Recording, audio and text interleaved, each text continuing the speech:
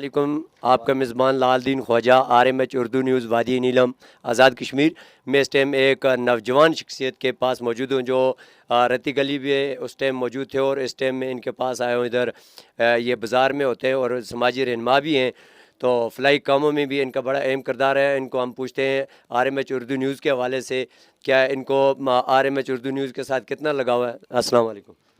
वालेकुम अस्सलाम। मैं मोहम्मद आदिल। मैं सबसे पहले RMH उर्दू न्यूज़ के CEO और राय मोहम्मद हयात खल मैं पूरी टीम को मुबारकबाद पेश करता हूं, जिन्होंने बहुत कम अरसे में इतनी ज़्यादा मकबूलियत हासिल की है। उम्मीद करते हैं कि RMH उर्दू न्यूज़ हमेशा मुस्बत किरदार अदा करेगा।